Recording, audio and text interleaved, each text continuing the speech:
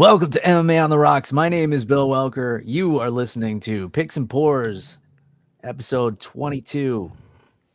This is the segment of the podcast where we drink really good whiskey and make mediocre fight picks. Of course, this coming weekend is the big one, folks. UFC 300, the one many of us have been looking forward to, the one that a lot of people were disappointed in the main event. But now that it's getting closer, I think the excitement is building. Before we get into any of that, let me introduce, from all the way across town, Matt the mechanic and his washing machine. What's going on, Matt? What's up, Bill? Hey, did you see the juice died? Yeah. I don't know how I'm supposed to feel about that. I mean, yeah. It's a weird one. It's like he won the battle with the courts, but not with cancer. So I guess I don't know. It's a wash. Yeah. We'll call it a draw. Maybe. I mean, I'm sure a lot of people would disagree, but we don't need to get into that. I wanted to pick a special bottle for tonight for making these picks for UFC 300. So I picked a one-of-a-kind bottle that actually comes out of Las Vegas, one of my favorite distilleries, Smoke Wagon.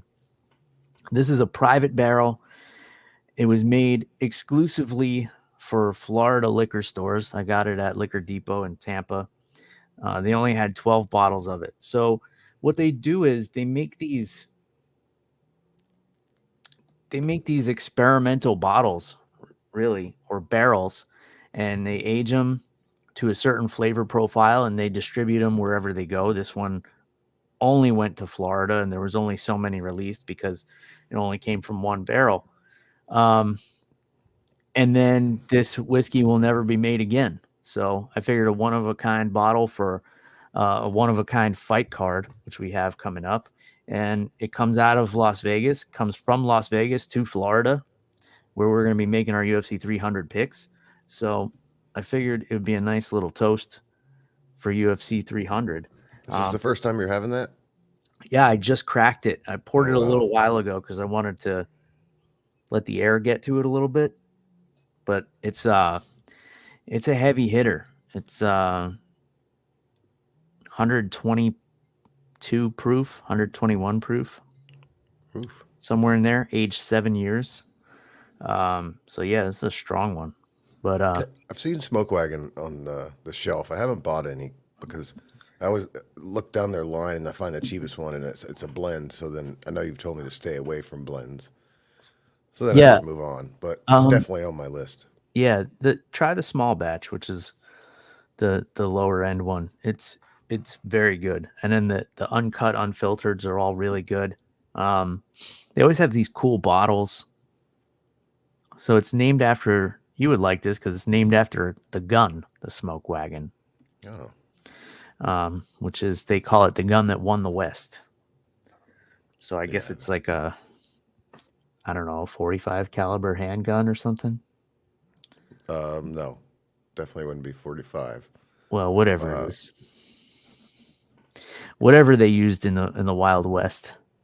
Those big. My guess it would be either a 357 or a 44. You can drop a comment if you know. But okay, maybe 44. All right. Well, in any case, cheers to UFC 300. Let's give this a shot here. I know you're drinking your usual E.H. Taylor pay-per-view weekend special. I know, I've been waiting all month for this. Ooh, that's got some heat to it. That burns up front and all the way down. I might need a little splash of water in that, but it is good. It's got a little spiciness to it. I'm going to have to let that sit for a minute. It's spicy, just like this fight card. So I figure we start at the bottom and work our way to the main event. Yeah, but I've just finished watching the press conference, and I wanted to just talk a little bit about that before we go, because there's one thing that Dana announced that I think we need to keep this in mind when we're making these picks. So if it's going to swing your picks, let's hear it. I'm not sure it was going to swing it, but so first off, there was no major announcement. No fights, but Dana did confirm that Mark Coleman will be wrapping the BMF belt. Okay. The mats will be blue, Hmm. Interesting. and the fight bonuses will be $300,000. Wow. Wow. That's a big one. Yeah, I figured that. I don't know how much that changes. These guys are going, these fighters are going out, but that's a big difference. Yeah. That's it. That's huge. Um, it. I guess everybody on this card has earned their spot on this card, right? I mean, it's filled with legends and 11 former champions. Yeah. So I guess if you're gonna bump up the bonuses on a night, do it for guys and gals who have kind of paid their dues to be here. A couple exceptions in there, like Kayla Harrison making her UFC debut, but um, she has paid her dues in other ways.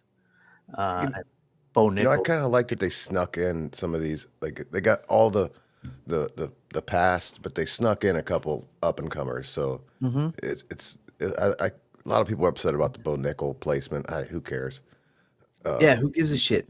If Yeah, the fighters aren't upset, like Cody Garbrandt even said he's happy to be fighting earlier in the day.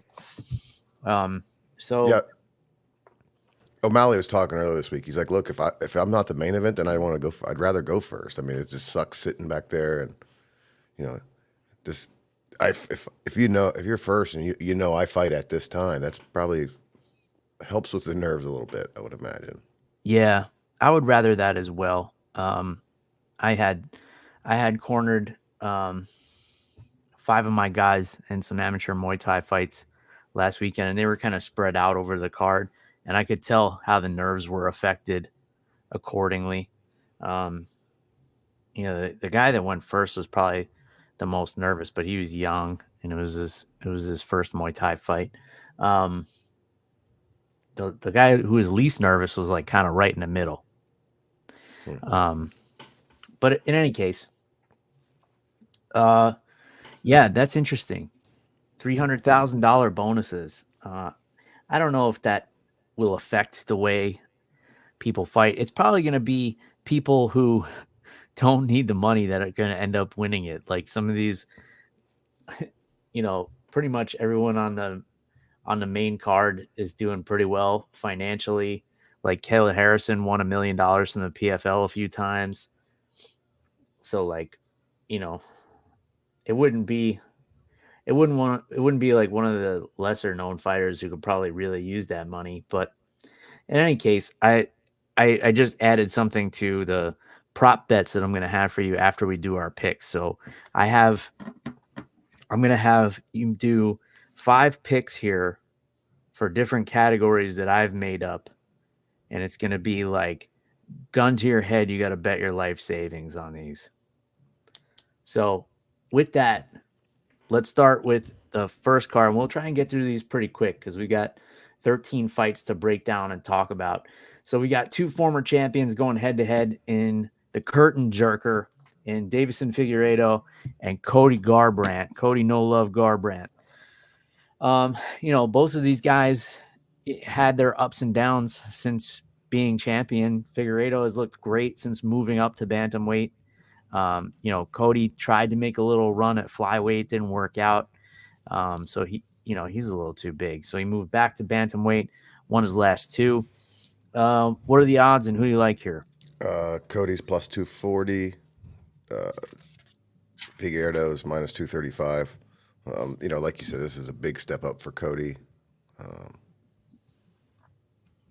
I was gonna take Figueiredo, but then something watching me watch the press conference of them guys lining up, I'm gonna switch this to a prop bet of Garbrandt by TKO, which is plus 600.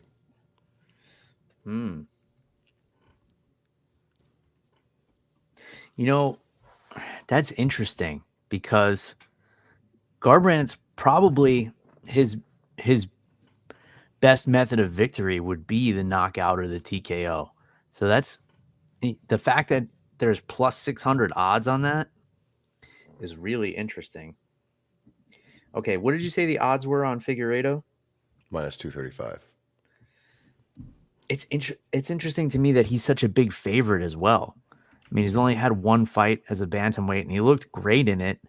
Um, but Cody's coming off of some good performances. All right, I'd like to go deeper and deeper on these, but uh, we got a lot of fights to get to. Yeah, there's a lot. So let's go. Formerly Bobby Green, now known legally as King Green, in there with Jim Miller, who fought just a few weeks ago or 2 months ago, something like that. And this was the guy everybody was hoping would get on this card because that's what he wanted, and he has paid his dues to the point where he deserves to get what he wants. He's fought on UFC 100, fought on UFC 200. Here he is, UFC 300. I think this is a really interesting matchup. I think these guys pair up well, both for where they are in their careers and just style wise. I think it makes for a really fun fight. So, what are the odds, and who do you like? Bobby King is minus 190, and Jim Miller's plus 145. I was going around work today talking about Jim Miller to some guys, talking about his record, 37 and 17. How many fights he had in the UFC, and it's just really impressive. For some reason I'm looking forward to this fight, maybe in the top three of the night. I'm going to take Miller. Yeah, I figured that's the way you were going to lean. All right, so we're going two underdogs back to back here.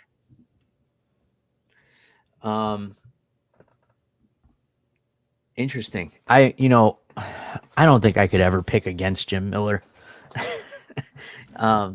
So I'm good with this as well. Now we have the third former champion on the card, and Jessica Andrade, back at strawweight, in there against the budding contender Marina Rodriguez. This is an interesting fight. Obviously Andrade is going to have a big power advantage, and Marina Rodriguez is going to have the speed and the volume, and I would say just the hunger advantage, just that desire to be a champion, is what Marina Rodriguez brings to the table. But Andrade just has that undeniable finishing power. So what are the odds here on this one? Andrade is minus 140, and Rodriguez is plus 110. The three women fights are kind of the same situation. We have just like a specimen of their division, and then I don't know what. We just got the three big bitches, I guess. But Marina has a win over the lady that's fighting for the title tomorrow, Saturday night. So I'm going to take the underdog here too. Okay, so 3 straight underdogs. It's a dog kind of night. Well, I'm about to change a little bit. All right, so I have a feeling I know which way you're going to lean in this next one, because it's your arachnid brethren, Jalen Turner, in here against Renato Moicano, who has looked good since moving up to lightweight. It's going to be an awkward size matchup for him. Jalen Turner is so long and lanky. Obviously, Moicano's hasn't fought anybody close to this, but he trains at a big gym. Supposedly, he's had a lot of training partners come in who are able to kind of simulate the size and length of Jalen Turner. So let me hear the odds on this one. Jalen's minus 250. Renato's plus 190. Okay. Yeah, I mean, I'm biased on this one. I've been a fan of Jalen for a long time. But I also see if Renato gets somehow on the ground with Jalen, it's not good for Jalen. But I don't see him being able to close that distance. I'm going to take Jalen. It's going to be tough, man. He's going to have to really. So Moicano really likes that over-under position to work for a lot of his takedowns, which is hard to get on a much taller fighter. But maybe he's got something else up his sleeve. Something that works well against the taller, lankier fighters is a full body lock, not just the over under. So if he's able to close the distance, if he's able to back him up to the cage, and he's able to wrap around his hips, he could drag him to the ground. However, Jalen Turner's no slouch on the ground either. And those long limbs can be hard to deal with there as well. So I do think Moicano has the advantage on the ground, but I don't think it's a given that he wins if he gets it there. And it's kind of a big if for him to get it there. So I'm not mad at this pick. Before we move on, you said, you're admitting your bias that you're a fan of Jalen Turner. Would you say the same thing with Jim Miller? Are you picking that one with your heart or with your head? Oh, that's my heart too. Okay. Just wanted to clarify for the people who are looking to put their hard-earned money on the line based on the things that we say here. I mean, like if you've watched the show before, I'm not very good at this, but I am betting $1, so I will bet the $1 so I can root for Jim Miller on Saturday night. Yeah, and it just keeps it fun. All right. I think you got a sound clip for this next one we got coming up. We got Super Sadiq Youssef against your boy. Cause tonight will be the night that I will fall for you. Yeah, this is another favorite I'm gonna take. He's minus 145. I think this kid is a up and coming star in the UFC. He probably got just as many questions as anybody else in the press conference tonight, answering in Spanish. Although listening to Sadiq talk, he seems like a pretty cool motherfucker too. But yeah, I'm gonna take Diego Lopez. Yeah, I'm a fan of both of these guys. Lopez is going to be a little more well-rounded. He's going to have an advantage on the ground, but Sadiq Youssef is not easy to take down, and he's going to have much cleaner striking, which could be trouble for Lopez because he does get hit. But yeah, I just think this is a fun fight. And did you give me the odds on Youssef? Plus 110. Plus 110. So this is pretty close. So you're picking a favorite here, but it's not like a standout favorite. Like he's not blowing the odds out of the water. All right. And this is probably the fight where this $300,000 bonus might fire some people up because, like, I'm sure these two gentlemen would love to have that. I'm sure they would. The problem with performance bonuses, like, I don't think it really plays into the performances, right? Like you could say there's $1 million bonuses. These guys still need to get a win in there. They need to win. That's the most important thing. I'm going to have to move this extra special bottle of Smoke Wagon Private Barrel here, which is delicious, by the way. So there's no way to get your hands on this unless you live in Florida, somewhere, some mom and pop liquor store that's carrying it. But it is really tasty. I definitely recommend if you can find Smoke Wagon at your local liquor store, give it a shot. All their stuff I've had so far, it's excellent. Their small batch is great. The uncut, unfiltered is really good. Everything's very tasty. All right. And they're not a sponsor, by the way. That's just what I happen to be drinking tonight. Okay. Now, here's one that I've gone kind of back and forth on. I know Kayla Harrison is a big favorite here, one of the biggest favorites on the card, right? Yeah, she's a big one. She's minus 475 currently. Yeah. Versus plus 325. And I think it came down because there was a lot of money on her, which says a lot. There's a lot of people, like if you're willing to bet $500 on somebody to win $100, that really states like you think they're going to win. A lot of pressure. I think the line's definitely going to move when we see Kayla Harrison weigh in tomorrow, because that's the big question mark on everybody's mind. How is she going to look making 135 pounds if she makes 135 pounds? And if she doesn't, will Holly Holm even take this fight? because even though Holly Holm has fought as high as 145, I could see her being at the point in the career where she's like, "No, I don't need to take a fight with this girl if she misses weight." Um, so a lot's gonna depend on that. She was an Olympic gold medalist twice at, I wanna say, 170 pounds. She was the champion in the PFL at 155 pounds. She has made 145 a few times in her MMA career, but it was tough. And the weight is just the biggest X factor here for me. I will say, all of that being said, if anyone has the discipline to do it and to do it right, it's Kayla Harrison. And obviously we know she's got a pretty big bankroll. She's at a really high profile gym with a lot of smart people, a lot of smart trainers and coaches and experienced fighters. So I'm sure she's doing everything right. All that being said, Holly Holm is kind of near the tail end of her career, and her last few fights where she's done well, she's been using a lot of wrestling, and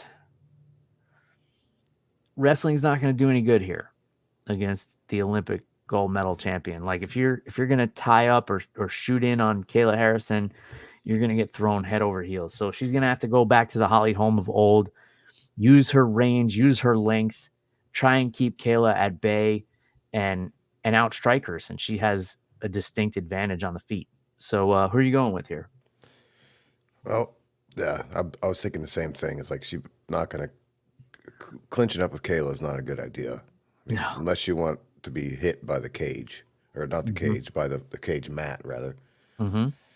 So I mean, I want to pick Kayla, but it doesn't make any sense betting on her. I mean, Yeah, a a dollar wins you what, 5 cents? Yeah, 5 cents. So I'm either gonna just move that dollar onto somebody else, or I mean, would Kayla win by a submission? She could. But a submission is plus 275. I think I'm gonna pass on this one. What's Kayla by TKO? Plus 380. That's a possibility. She could ground and pound her. Referee has to step in. Because she is allowed to bring back what she call it, the elbow. Uh-huh. She hasn't been able to throw that for a while, but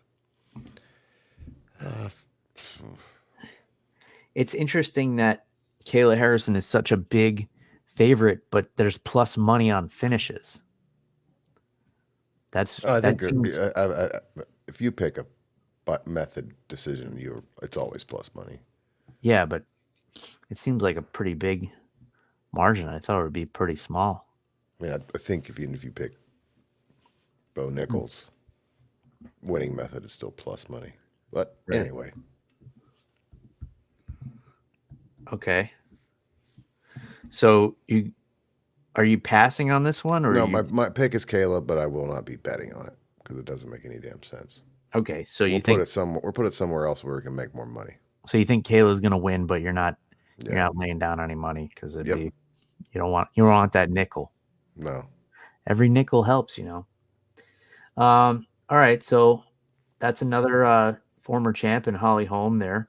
So let's get to another former champion who's moving up in weight, Aljamain Sterling, getting in there with Calvin Kattar, who's coming off a knee injury.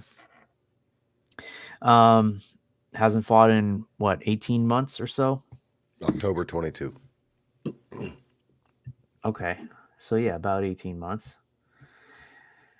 1-3 in his last 4 fights. And of course, he injured that knee in that fight with Arnold Allen back in October 2022.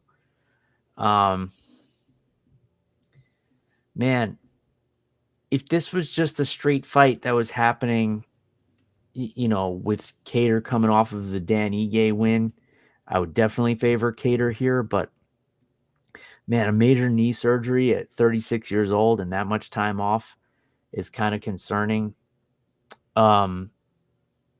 Everybody keeps talking about, what about the grappling of Aljamain Sterling? I mean, Calvin Kattar can grapple really well. I mean, when we saw him in there with Zabit Magomed Sharapov, that guy couldn't really get him down, couldn't really hold him down, and gassed out trying to do it to the point that Cater came back and was putting it on him in that third round. And we don't know how Aljamain's going to look. I mean, we know he's a big bantamweight, but does that mean he's going to be big enough for featherweight? I don't really know. I mean, he definitely looked looked big. he definitely looked smaller than Calvin at the face-off tonight. Yeah, so let's see how that plays in. I mean, a lot of Aljamain's strategy at bantamweight was this bullying style because he was kind of bigger than everyone, and he's not going to have that now. And if he tries to bully Cater and get in his face, he's going to get his face boxed up. So, what are the odds here? Calvin's plus 135. The Funk Master is minus 175. Okay, so pretty close on the odds here. I agree with the way these odds are set up. I mean, Calvin Cater hasn't looked great as of late. And coming off a knee surgery at 36 years old is concerning if you're thinking about, laying down a big bet on Calvin Cater. But, is Aljo going to carry over his same style that he had success with at bantamweight at 145 pounds is the question. So what do you think? Well, we got the striker versus grappler. Sterling moving up to 145, but I'm a bit concerned on how he's handling this. There's been some reports that he's eating like shit, kind of, I'm moving up. It'll be easy. It doesn't matter. His media day interview, he kept saying things like, well, we're going to see how this goes and this and that. It's concerning. Okay. There's also, I saw today that he might have a staph infection on his elbow back here, which that wouldn't be very good, but I'm not too sure about injuries. Okay, so skin infections on all speculation. I mean, yeah, but I did not like the way he was talking. But I'm gonna make this pick like prime Aljamain Sterling's walking in. I see at least 2 human backpacks. I think he could, take this fight just by, if all else fails, just get on his back because he has a hard time getting. People have a hard time getting him off his back or their back, and also he's got Ray Longo in his corner, and I have a hard time picking against Mr. Longo. So I'll take the Funk Master. Another pick from the heart. One other factor we should throw in here: Calvin Cater has, I think, a 91% takedown defense, which is pretty incredible, especially in that featherweight division. So he's really hard to take down. But like you said, Aljamain is pretty sneaky. He could, hit just a duck under and get to the back, and that wouldn't necessarily count as a takedown. But yeah, Aljo is just weird and unorthodox like that. That's why they call him the Funk Master. He's got a funky style. I wouldn't call this a pick from the heart either. That was just a added bonus. That was just Longo's the icing on the cake. If Longo's around, we want to talk about Longo. Who doesn't want to talk about Longo? True story, man. One of my favorite people in this sport. So I would make picks just based on Ray Longo. All right. So another former champion here who, just lost the title to the man in the main event, Yuri Prohaska, getting in there with Alexander Rakic. Rakic was all the rage when he came to the UFC. This guy had so much hype behind him. He had that nasty knockout of Jimmy Manoa back in 2019 where he just slumped him over. And that was the last time he finished a fight. He had that loss to Volkan Ozdemir where he got his ass beat, quite frankly. And then, back-to-back decision wins over Anthony Smith, Thiago Santos, and then he had that knee injury against Jan Blachowicz. Yuri is coming off of losing his title. It was his first loss in the UFC. The guy seems like a madman, but he actually has a really sound fight IQ, which, sounds weird to say because he has such a wild style, but I feel like in that wildness, he's still in the pilot seat and he's still able to control some things. I know he wasn't 100% going into the Pereira fight. I've been high on Yuri Prohaska since before he came to the UFC. Um, but what do the odds say here? It's a pick 'em fight, minus 105 for Yuri, minus 120 for Rakic. On Monday, Yuri was an underdog, like plus 110. I wish I would have bet it then. They've been having a weird back and forth this week about what makes you a samurai. Yeah, I saw some of that. It was lame. But I'm going to take Yuri here. This might be because I don't have much knowledge of Rakic. I can't. I mean, it's probably because he seems to put so much time in between his fights. But Yeah. I want to take Yuri. And fun fact, Yuri was probably he had a huge pop tonight at the press conference. That was not expected. I mean, huge. Yeah. I mean, the guy's so fun to watch, and he's had a lot of time between fights too. I think he's only fought once a year since he's come to the UFC. He's just done everything so smart with his career. I mean, he was a champion over in Japan, and the UFC tried to recruit him earlier, and he said no. He was like, "No, I want to get some more experience. I want to make sure I'm ready before I come to the UFC." And he put on some phenomenal fights over there. Became the champion over there, and then said, I got enough fights under my belt. Now I'm ready to come to the UFC. And man, he's just been incredible. I mean, even the fight with Pereira was so fun to watch until it ended. And then, came to the UFC in 2020, had some of the most incredible, highlight reel finishes. The fight with Glover Teixeira was amazing. The spinning back elbow over Dominic Reyes, incredible. Nasty knockout over Volkan Ozdemir. Yeah, I don't really see anywhere that Rakic wins this fight.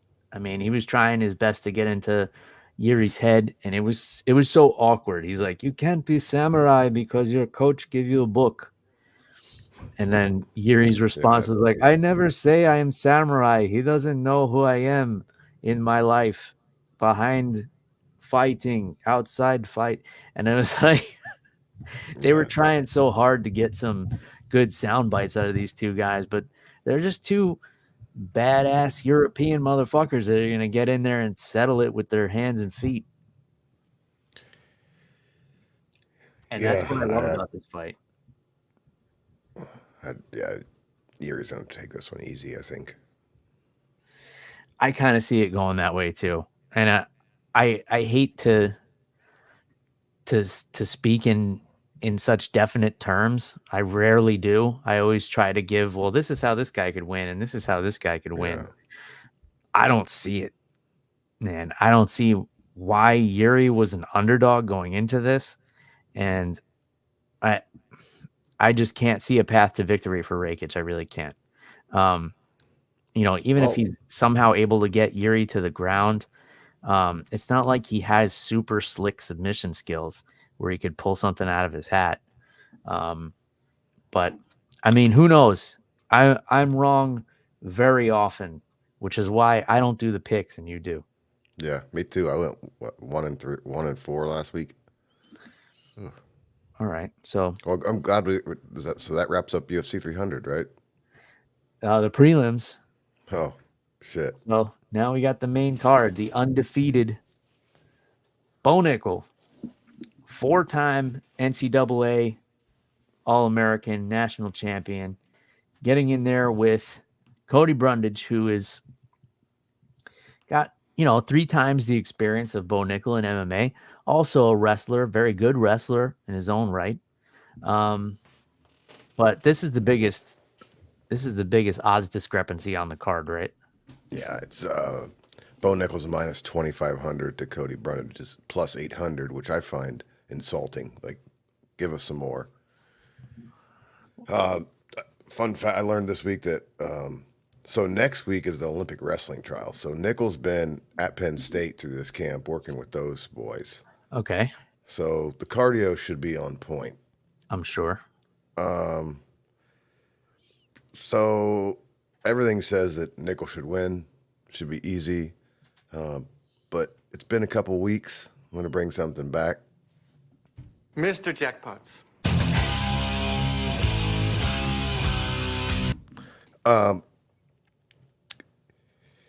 So Cody Brundage by TKO is plus 2,250. Like I said, I'd be wasting my money by throwing it on minus 2,500. Bo Knuckle is young in his MMA career. Mistakes could still be made.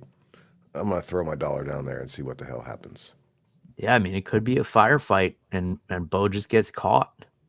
Dives in for a takedown and pays for it. I mean, we've seen him. His hands look pretty clean. In the little we've seen of him, we've only seen 5 fights, but I don't know if I've ever seen a UFC fighter with 5 fights look that clean in the striking. That comes from a wrestling background. Obviously, he's been doing everything the right way. He's finished every single fight in the first round. He's got submissions.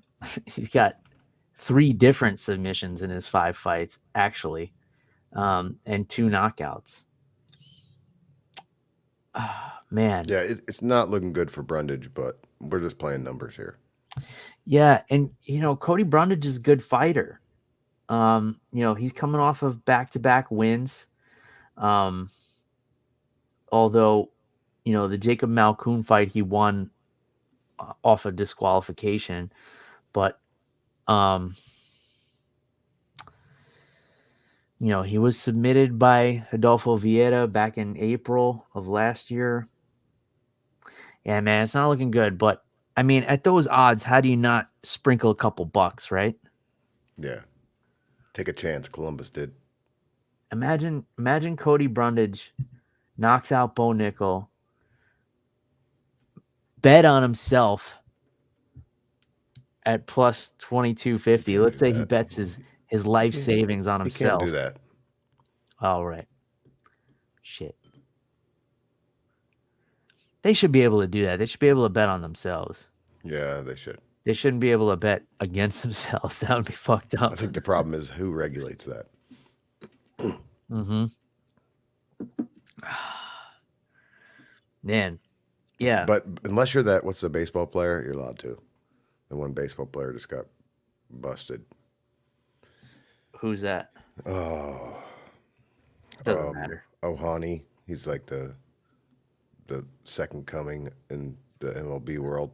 But he got one of his trainers or somebody got caught making big $1 million bets. It's like, this is the guy that got like the $1 billion contract. So $1 billion? I mean, I don't think it was a full billion, but it's a shitload of money. My goodness. All right. Another former champ, Charles Oliveira, who is, probably one of the most beloved fighters on the roster. Like, people are hardcore Charles Oliveira fans. Getting in there with Arman Tsarukyan, who is super well-rounded, put up a really good fight with the champ Islam Makhachev several years ago and has just been on an absolute tear ever since. I think, if you ask Tsarukyan, he just looks at this as like the next step towards him becoming the champion. He's got his eyes on Islam, and he's coming off of that really impressive knockout win of Beneil Dariush. He's got a ton of momentum. Oliveira, man, as much as I like him, and he's also coming off of a knockout win over Beneil Dariush. There's just been, and he was on a crazy win streak on his way to the title, but then, missing weight in the championship fight, he lost some steam, and then getting submitted by Makhachev. It just, are we looking at the Charles Oliveira who was struggling back in 2015, 2016? Or are we going to get the Charles Oliveira who was on an absolute tear from 2018 until he lost the title in 2022? And that's the big question. So what are the odds here? The Bronx is plus 170 versus Armin's minus 220. Okay. And it's interesting. They're both coming off of knockout wins over the same guy, right? Oliveira was just the champion not that long ago. And Saryukian has a loss to the champion. I'm interested not only in who you like for this one, but how do they get it done? So I'm going to take Oliveira. I'm going to take him because I have a hard time not taking a plus number on the guy with the most submissions in the UFC history.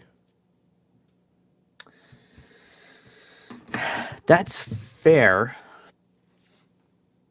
And I definitely think we could see a situation where Oliver, has Armin in guard, and Armin just beats the shit out of him. I mean, that's definitely possible. But Yeah. again, we're trying to make money, and Oliveira as the underdog is just too tasty for me. So are you saying that his best path to victory is a submission, though?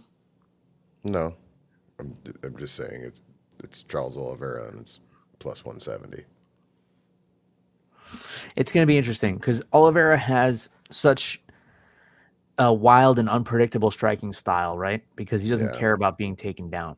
And he gets hit. Yeah, he gets hit, but he throws some wacky stuff, which can be hard to deal with. That's not something you can prepare for. It's the same kind of style that brought Fabricio Verdum a lot of success. Like, he would just come out throwing running, flying kicks because he didn't give a fuck. If he landed on his back, he's comfortable there. And Oliveira is kind of in the same boat. Saryukian's going to have to make it a technical fight. He's going to have to turn it into that. And I kind of see him doing it. I kind of see him just, putting the technique on Oliveira and controlling the pace and where the fight goes and eking out a decision here. I don't think we're going to have a contender for fight of the night at all. These two would probably be at the bottom of my list for people that would potentially get that $300,000 bonus. But Wow. Yeah, I mean, Oliveira could definitely pull it off for sure. It's time for the people's main event. Yeah, and that's what they're calling it, right? Yep. The BMF title fight. Another former undisputed champion in Max Holloway moving up in weight for a fight that he asked for against a highlight, Justin Gaethje.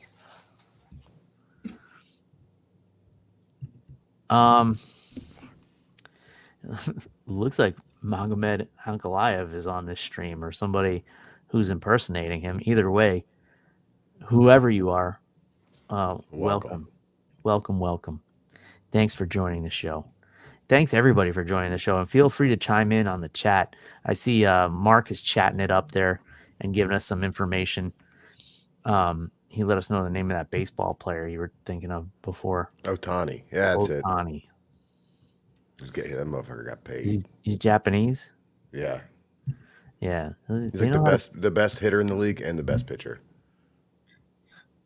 Oh, wow. Oh, you can do it all, huh? Yeah. And he gets paid for it. Oh, yeah. Very autonomous. All right. So Gaethje obviously has the power advantage against Max Holloway, who's still never been knocked down in his UFC career. He got stumbled a couple of times when he fought Dustin Poirier at lightweight, but never been knocked down by strikes officially in the UFC. A volume fighter to the highest degree, pressure, volume, and he's well-rounded as well. I mean, if the fight goes to the ground, Max would have an advantage there, but let's be real, he's not going to take Justin Gaethje down. This would have to get to the ground in some other way. Like you would have to knock Justin Gaethje down and then get on top of him, and then it would be an interesting fight there. It's one of those fights where I think most people don't want to see anyone lose here. I'm definitely in that boat. But what are the odds? Gaethje's minus 162, Holloway plus 136. I've went back and forth this one so much. It's a tough one. I wouldn't want to be you. You know, there's so many angles to all this, but one thing I keep coming back to is what the hell is Max going to do when Justin starts hammering his legs? Take it. And then there's have you seen that Max apparently has a chest cold?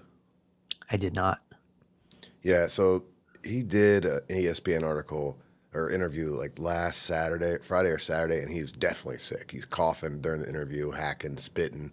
I have a little bit from the press conference tonight, and I think you can still hear it. So, brother, without that record, I couldn't care less. I'm excited that I got Justin Gaethje in front of me, and like all you guys I love it. It's going to be violent. So now there's 300K on the line. Oh my gosh, it's going to be even more violent. So he sounds much better and it's clearing up, but you can still tell there's still a little bit, and that's not good. Well, I mean, he's always kind of sounds like he has a chest cold, though. Yeah, I agree, but on this other, I should have got from the other one. He was sick. So interesting. That's not good. And while you're cutting weight, your immune system takes a beating as well. So it's going to be hard for him to recover while he's dehydrating himself. But, someone like Max Holloway, who's just so tough. I mean, he's done this so many times. I don't think it'll affect him that much. I mean, these guys always go into these fights with something wrong, right? If it's not a chest cold, it's like a nagging knee injury, or it's like a stretched labrum, or it's a torn fucking sciatic nerve or something. So I wouldn't weigh too heavily on that, but which way are you leaning?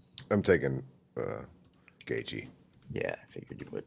Okay. But I think both of these guys, like if somebody these two guys are like, hey, I want to watch I've never watched UFC before. I would probably, like, if I was picking 5 fights to have them watch, both of these guys would be in one. Like, it's... Yeah. I mean, it's on paper, there's no way it's a boring fight, right? Yeah. These guys tend to be boring. These guys could be straight slugging it out. Both have great chins. And Max Holloway's power has developed as his career has gone on. He's kind of grown into his power, the knockout of Korean Zombie. And, if he did this the right way, unlike the Poirier fight where he took on last minute moving up to lightweight, if he put on a little bit of muscle, did a little bit of extra strength and conditioning, how much of that power is going to translate to the higher weight class. And he has his new shorts. Yeah, he's got his floral shorts. He's got his lay pattern shorts. All right. Weili Zhang and Xiaonan Yan, the countrywomen, going to war over the strawweight championship here. The fight where, let's be honest, probably everybody's getting up for a beer. I mean, unless you're playing the odds on this, I imagine you're going with Zhang, but what are the odds? Minus 500 to plus 360. I'm not betting. I don't have a prop bet to pick here. I think there's only, like, if you're going to beat Weili, you're either going to have to use your strength and physicality to beat her, or you have to put on a perfect technical performance like Rose did. And I don't see Miss Yan doing either one of those. Yeah, I mean, Yan is good. She's a good fighter. Yeah, I mean, Weili Zhang's only kryptonite has been Rose Namajunas, so it's it's hard. It's hard to say what Jan can do. Especially since she's 2-2 in her last 4 fights. Yeah. The And she knockout lost to over. somebody fighting on the prelims. Yeah, and it was a close fight. It was a split decision against Marina Rodriguez, but she got knocked out by Carla Esparza. I'll leave it at that. All right. Now, the main event, which, this fight came out of left field for everybody, including Jamal Hill. Everybody was kind of expecting, like, oh, it's got to be Conor McGregor. It's going to be Brock Lesnar. It's going to be, Kimo Leopoldo. They're bringing him back from UFC Ronda 2. Rousey. Yeah, Ronda Rousey. According to her, the greatest female fighter of all time. I love this fight. And I think out of all the fights on the card, I'm the most undecided as to how this one goes. I've been going back and forth, volleying this in my head as to how this could go. The injury from Jamal Hill and Pereira, we know, has knockout power right up until the last bell. Jamal Hill, super high fight IQ, not even that much more MMA experience. That's been kind of the dialogue. It's like, well, Pereira has all this kickboxing experience. Jamal Hill is a more well-rounded MMA fighter, but he's only got like 2 more fights than Pereira does. Yeah, and everybody keeps saying, well, Jamal Hill might take him down, but he's a jiu-jitsu brown belt. But I mean, I think you have one of those things. But no offense, I don't think that would help you against Jamal Hill. Yeah, Pereira. Yeah, I don't think I'm submitting Alex Pereira. No. I mean, when this fight was announced, I was like, I don't think Jamal has a chance in hell, and I still think that. But Jamal Hill, I don't know, man. Like watching him this week, something about him, like he's walking around media day with a sweatshirt, like getting an autograph of every fighter, including Pereira. He's like a little fan. I don't know. So, all right. I don't think he's going to try and take him down. Maybe he will, but that's a tall order. If you look at Jamal Hill's striking, he's really fucking good. His only loss was when Paul Craig broke his arm in half, and he still wanted to continue fighting. He's a tough dude, and, he's coming off of a gruesome injury, tearing his Achilles, right? We've seen him bounce back from a gruesome injury before. Paul Craig broke his arm and his elbow in half, I think. Came back, won 4 fights in a row. Knocked out Jimmy Crute. Knocked out Johnny Walker. Beat the shit out of Thiago Santos. And then beat Glover Teixeira, Alex Pereira's mentor, for the title. And Glover Teixeira wasn't able to out-grapple him. So he's got good defensive grappling. We've never seen him really be offensive with his grappling because his striking is so good. Now he's planning to go in there and stand toe-to-toe with Alex Pereira. Pereira, we know, has crazy knockout power. So does Jamal Hill. They both have really high fight IQ. They both can go 5 rounds. They both have 5-round gas tanks. They both have really high fight IQs. We've seen it time and time again from both of them. Even in their limited MMA experience, both of them, we've seen them both fight really smart with really great game plans. And I think Jamal Hill is a lot smarter than people give him credit for. He kind of, he does these goofy videos online where he plays like this kind of like goofy guy that just does funny shit. And, I think intentionally was posting old videos of himself looking really out of shape. And then he shows up to UFC 300 Fight Week looking lean. But if you look, if you go through his Instagram the last few weeks, he's posting all videos of him looking pretty pudgy. like he's taking this on too short a notice and he's not really prepared. And, I don't know if that was intentional or not, but he looks like he's in really great shape. And again, I don't mean to sound like a broken record. He's a really intelligent fighter. So I'm so interested in how this main event goes. I really can't make my mind up about how it's going to go because, I want to say, Pereira has that knockout chance right up until the final bell. We saw him knock out Adesanya in the 5th round, which made me a little bit of money because I bet on him by knockout in the 5th round in that fight.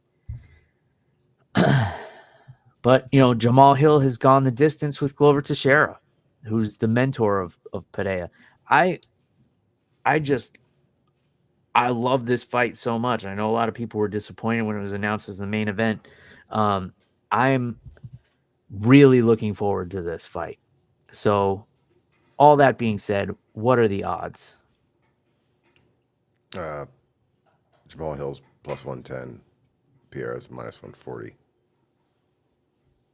And Jamal Hill by knockout or TKO is plus 180. And plus 120 on Pierre for the same thing. Damn. So they know. They don't want to pay out for a knockout here because they know it's probably happening.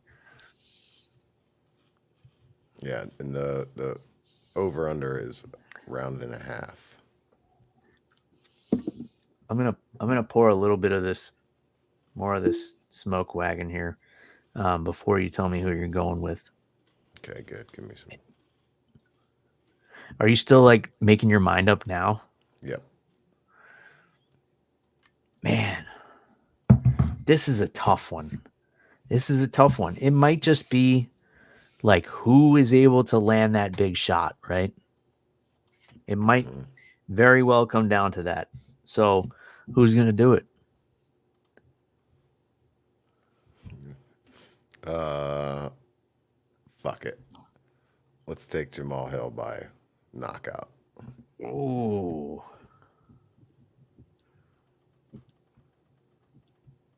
And what are the odds on the knockout? Plus 180. It's tight. The odds are tight. Yeah. And for a reason. Like,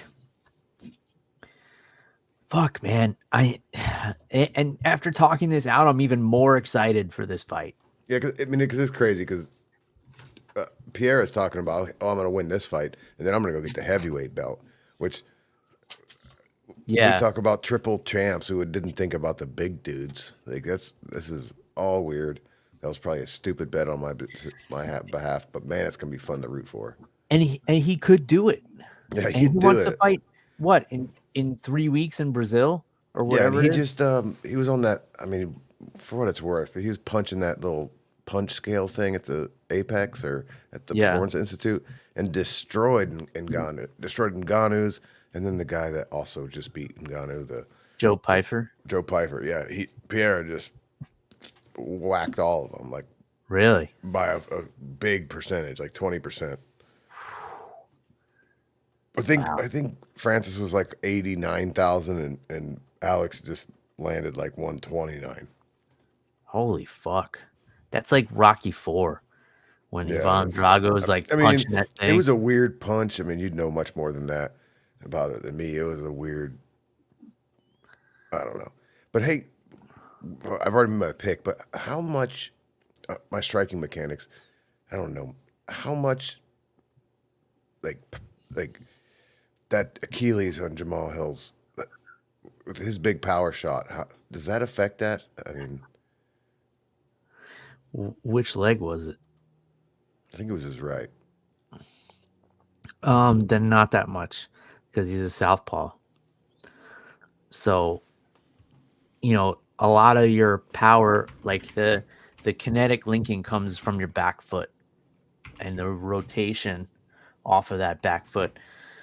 I mean, look, he's going to have to rely on, I would be more concerned about his footwork.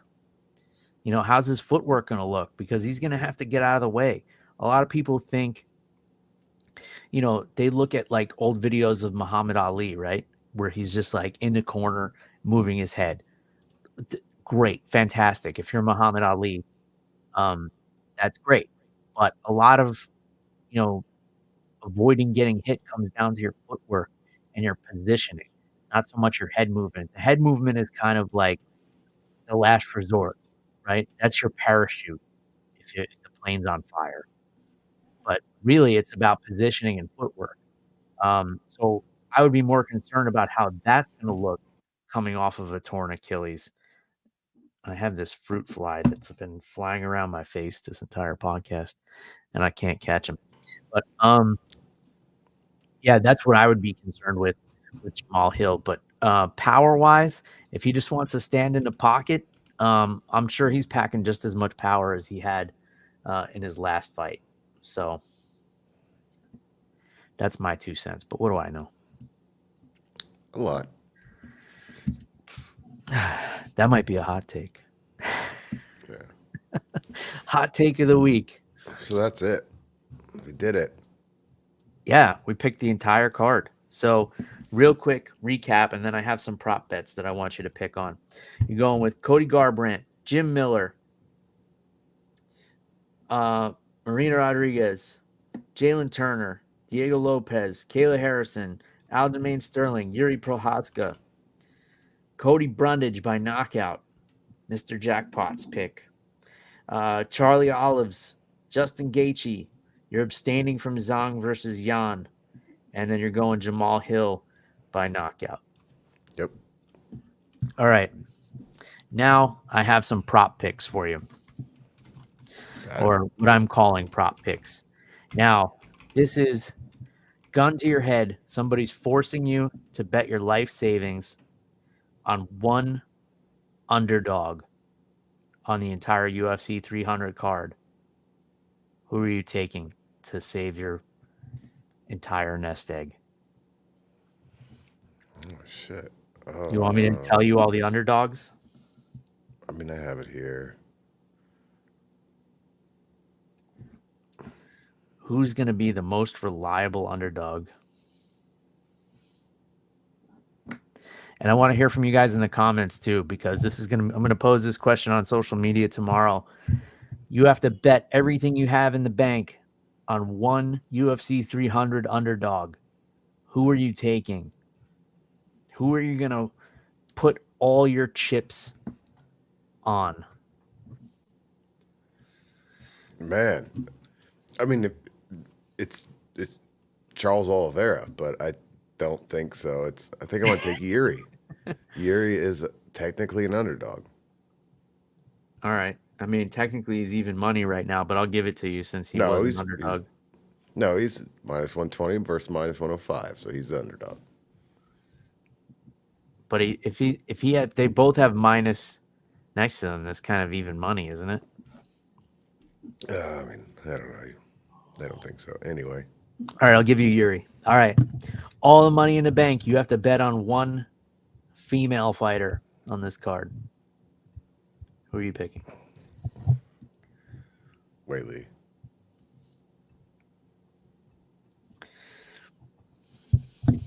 All the money in the bank. One former undisputed champion has to win on this card. Cannot be a current champion, only a former champion. Probably be the same as my underdog pick, but we'll switch it up and we'll go with the Funkmaster. You going Aljo? Yeah. Okay. All the money you have in the bank. The over-under on Max Holloway versus Justin Gaethje is 3.5 rounds. Under. You're taking the under on that. Under. Really? You think somebody gets knocked out? Yeah. So, and since you bet on Gaethje, you're saying Max Holloway is going to get knocked out in under 3.5 rounds. Yeah. All right. Last question. If you had to pick ahead of time which fight on this entire card will get a $300,000 fight of the night bonus. Not performance of the night, fight of the night.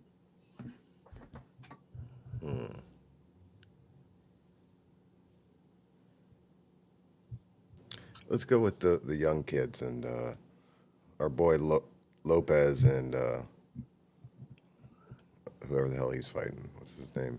Sadiq Yusuf. Yeah. Now I want you to think about this. You know how the UFC bonuses work. No. Do you think with all these fights on the main card, they would give the fight of the night to a prelim fight? No, you're right. Because it's the people's fight. It's Max Holloway, but no, but that has to be a really good back and forth fight, right? yeah, So I guess.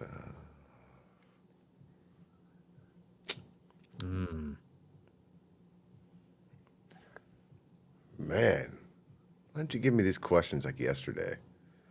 because it wouldn't be fun. We got to do it on the spot. Okay, I'll still take that. Let's give me Gaethje Holloway. It'll either be what you said, the under or fight of the night. So Okay, so Gaethje Holloway. yeah. Did you make these picks? No, but we're gonna go bullshit. on your picks, and if you get 2 out of 5 correct, then I'll do a nasty shot next week. Okay. And if you get less than 2 correct, you're doing a shot. Okay, that'll make up for the no hot take this week. Yeah, let's do that instead of the hot take. So I want to know everybody's underdog pick. You have to bet your life savings on an underdog. Who's it going to be? And just a quick rundown of the underdogs. Your choices are former champ Cody Garbrandt, Jim Miller, Marina Rodriguez, Renato Moicano, Sadiq Yusuf, Holly Holm, former champ, Calvin Kattar, Yuri Prohaska, Cody Brundage, former champ Charles Oliveira, former champ Max Holloway, Xiaonan Yan, and former champ Jamal Hill. Those are your options. I want to see a comment from everybody on the live feed. Who are you betting your life savings on to win as an underdog at UFC 300? I'm going to pose this question on social media tomorrow as well. And I hope we have some fun with the answers there. Man, that about does it. We're at the over an hour mark where, the listenership takes a nosedive. But is there any other news or any other things going on that you wanted to? I just got one attention? fun thing on from the press conference to play us out. I like fun. The last question of the press conference was Joaquin Buckley popped in. Okay. And he had a question for Dana, and I just have never heard this before. Okay. Hey, look, the whole crowd that told me, man, look, y'all coming back to St. Louis. Everybody know the main event, Derek Lewis. Hey, we love Derek Lewis, but you don't want to fight 5 rounds, Dana? Come on. Switch it up, man, to give your boy New Mansa the main event in St. Louis in his hometown, baby. Let's go. Thanks for coming out today, you guys. We'll see you at the weigh-in. Yeah. That's great. Yeah, I mean, have you ever saw that before? When he just popped up, I don't know. Like, did he come in there as media? No, yeah, he was standing in line because it kept going back and forth. They had 2 lines of media guys waiting to ask a question, and they kept cutting to the one on the left side, and I was like, "What the fuck is Joaquin Buckley doing there?" And then they went to him, and he shot his shot, and I tend to agree with him. That should be the hot take. I mean, I'll agree with that. I don't have a disgusting shot to take, but No, we don't have to. We're on his side. Like, oh, okay. Well, in that case, I'll drink some more of this delicious smoke Yeah. wagon. So Mark Fellows is also going with Yuri Prohaska as his underdog pick, and he's going to throw $20 on it. So yeah, it seems like, I mean, I would probably go with Yuri as well. It seems like the safest pick, but damn, it's a tough question I came up with. Yeah, no shit. Pat myself on the back for that one.